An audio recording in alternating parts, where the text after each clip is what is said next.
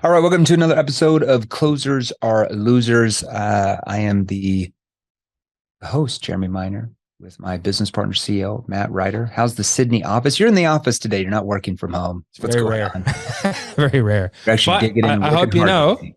Have a look, Jeremy. This is just for you. You got a nice polo on. I have I like do. 130 of those. You can get I was more. talking I about think one. you, I I think you thought have you like had five. 50. No, I I have. was like, I'm in like 180 no. reels a month. I can't wear the same thing, right? You gotta have some variety. People will get mad. They'll be like, "You wear that same blue shirt all the time when I see your reels." So I just change it up. All And right. they'll get angry. You wear too many different shirts. And then they'll You get can't angry wear that I it. wear too many different Hugo Boss 7th level shirts. I have had that Exactly. that way before. Okay, so what do you said you have a really nice topic that you wanted to talk about today that I don't know anything about. What do we Yeah, got? so obviously we get a lot of our topics from our Facebook groups and our clients and some of our advanced training. So today what I wanted to go over is like, what are the keys to being an extremely productive sales rep, but also sales manager?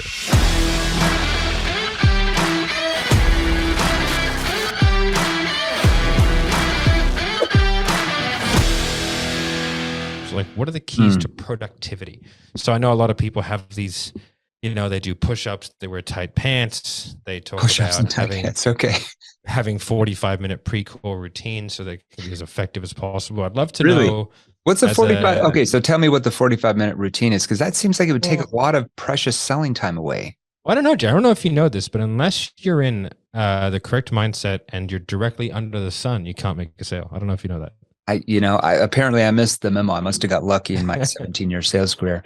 So there's a lot to unpack there, but as far as like what makes like a salesperson extremely successful is the words that they say and the tone of how they say the words and what questions they're asking. That determines if the prospect says yes or if the prospect says no.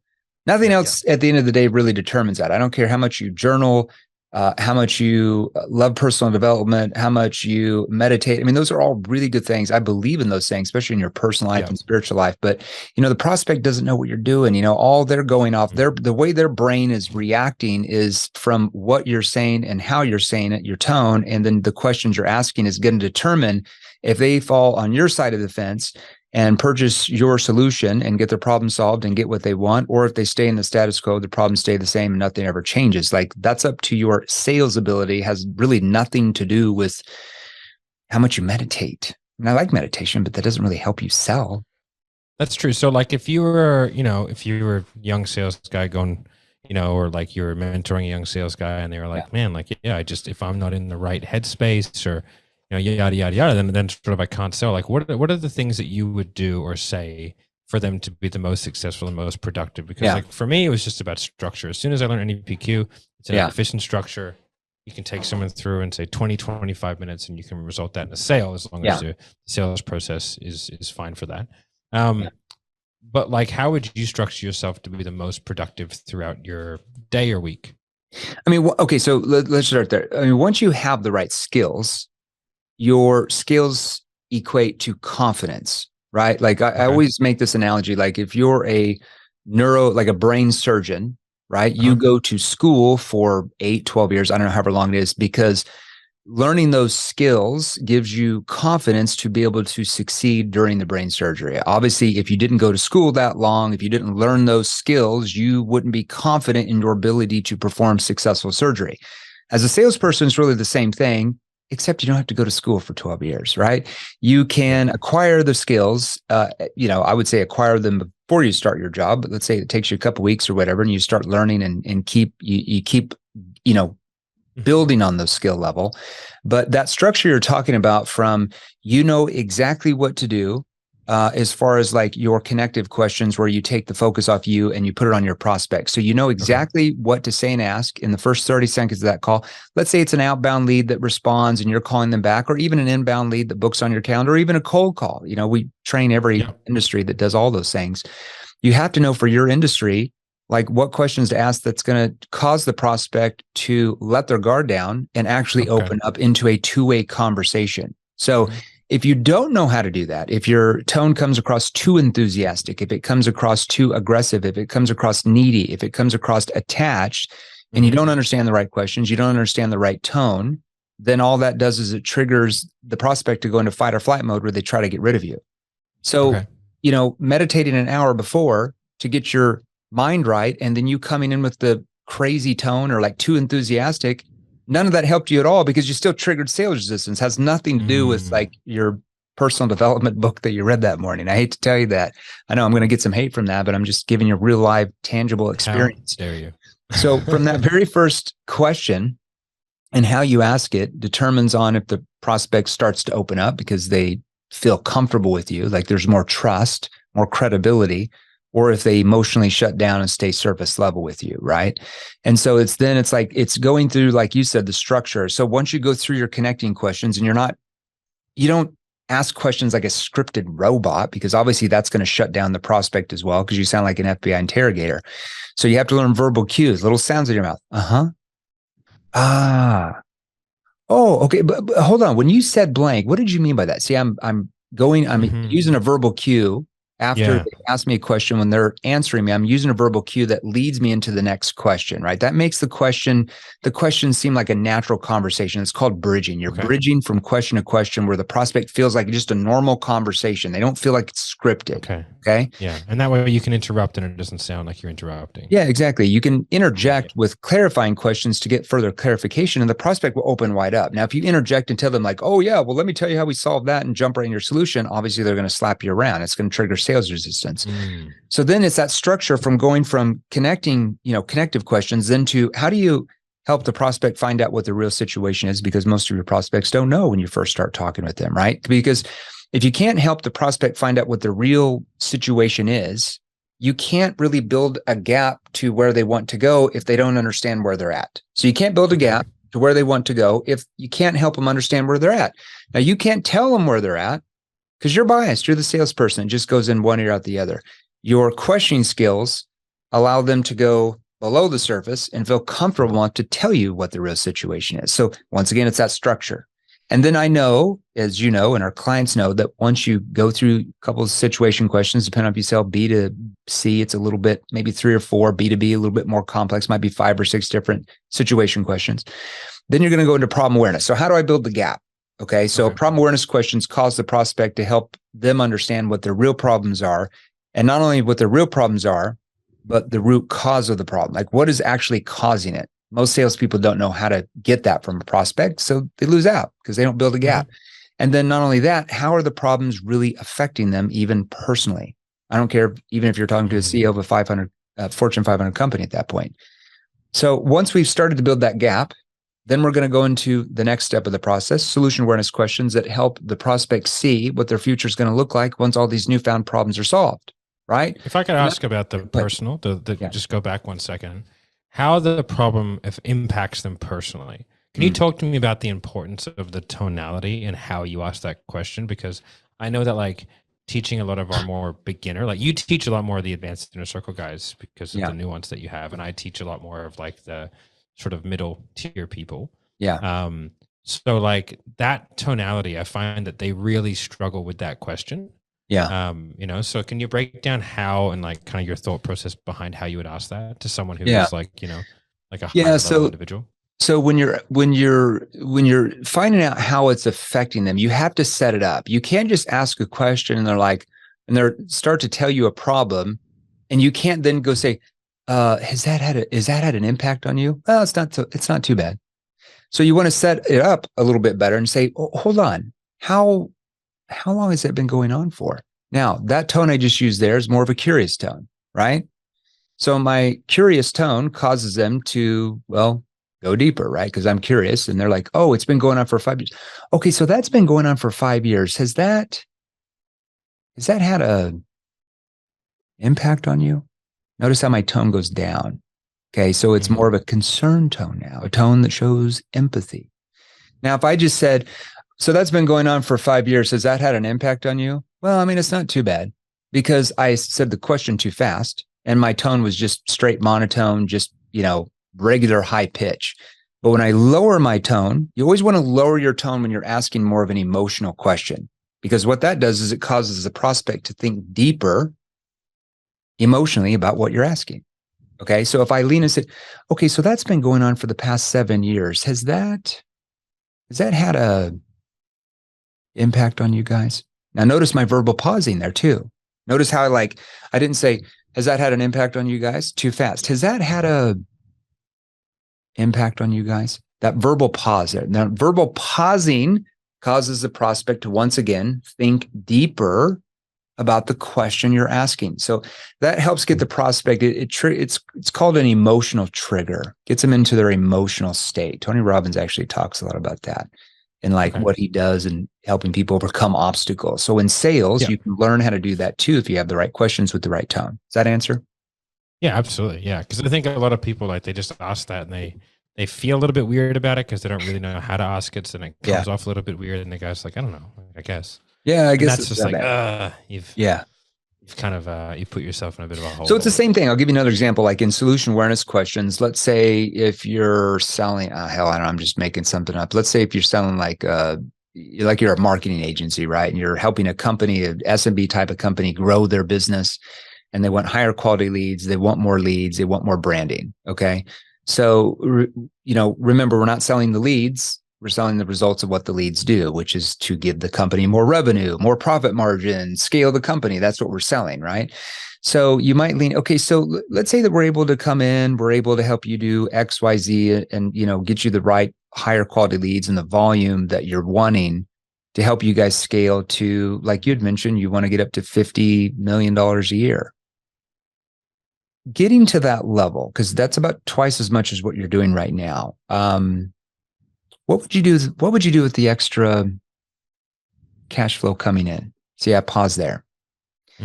Now, what that does is it causes them to think deeper about what they'd actually do. Because if you go too fast, they'd be like, oh, I don't know, I just reinvest. They don't even think about it. It's just like a knee-jerk question, knee-jerk reaction. But because I slow down a verbal pause, they're like, they're like, oh, well, I would do this, and I would get us out of some of the debt we have. Now, that's all logical based answers because that question I just asked was a logical based question. So they're going to give me logical answers.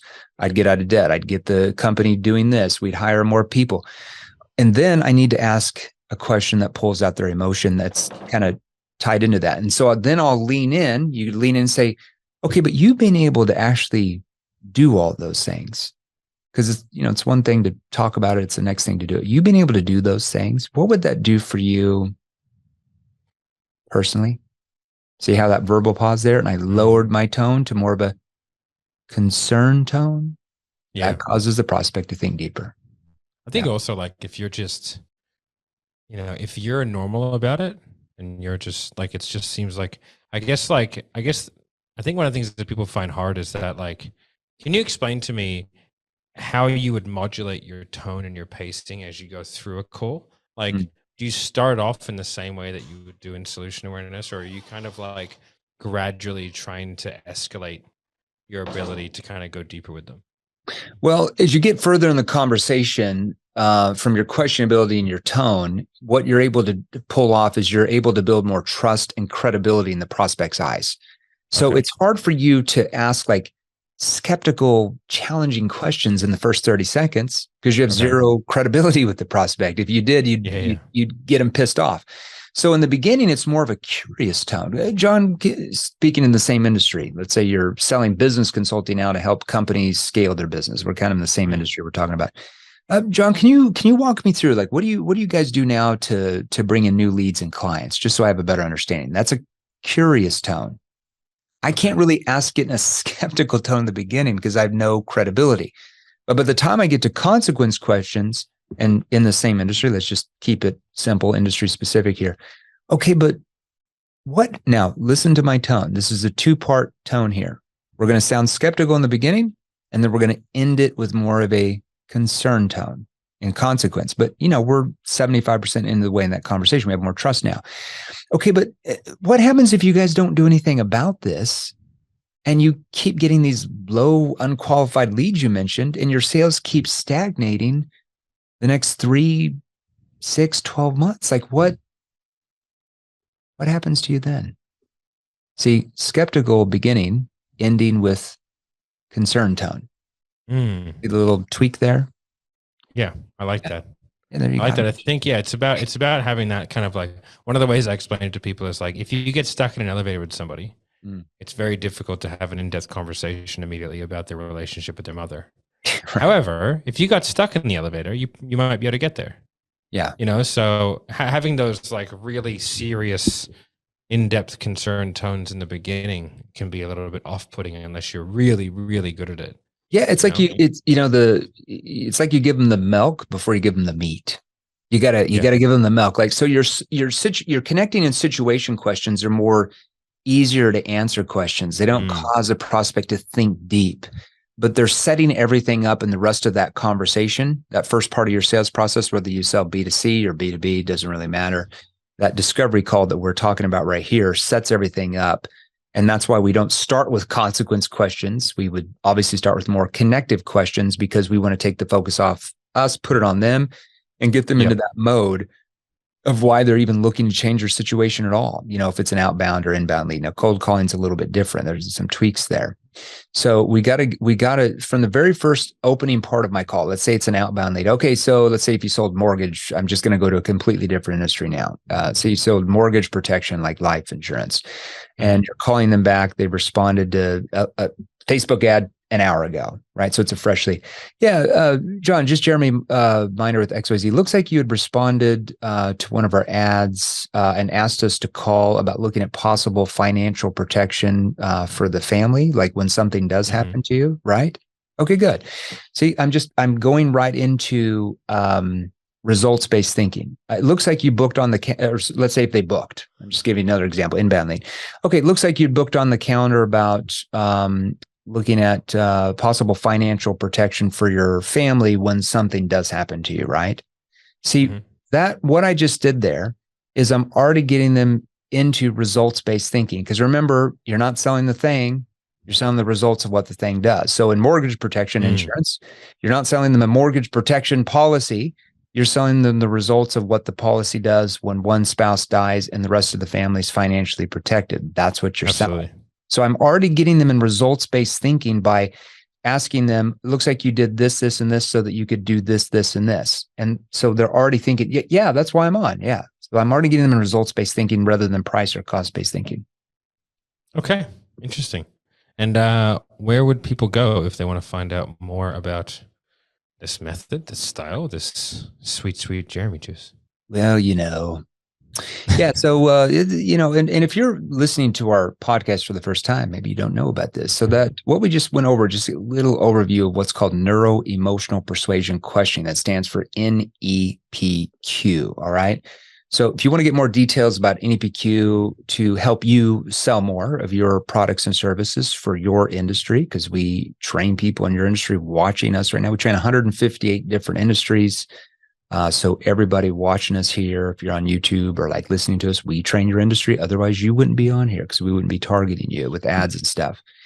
So you want to go to our Facebook group. We'll put a link on here. We'll give you a little hors d'oeuvres there. We'll give you little nibbles, right? So we go to salesrevolution.pro, salesrevolution.pro. We have a little over 50,000 members in there. That thing is growing It's growing. Mad dogs, yeah. Salespeople, sales professionals, sales executives, sales leaders, sales managers, entrepreneurs, coaches, consultants, everybody that sells any type of product or service. Go in there right when you join, maybe an hour or two later, go check your messenger, your Facebook messenger, and we'll have somebody in our team, one of our stunt doubles, surrogates, message you over a free training called the NEPQ 101 mini course. Just some different questions you can use for different situations. That alone will help you some more than what you're at now. And then we go live in the Facebook group 3 times a week, usually different Q&As, different little subject matters training. We give you little nibbles, little hors d'oeuvres. And then if you want like advanced training, like our clients are, many of them in your industry, you want to like start making 2, 3, 5 times what you're making now. I'm not joking when I say that. Then just message us in there and you can talk with one of our team members about different training options we have for your industry if you want to sell more, for sure. I'd say that's the best place to start. We'll give them a few nibbles first. Sales Revolution. Just 1 or 2. Hey, now, how's the weather over there? Still pretty hot, man, right? It is. It's really hot at the moment.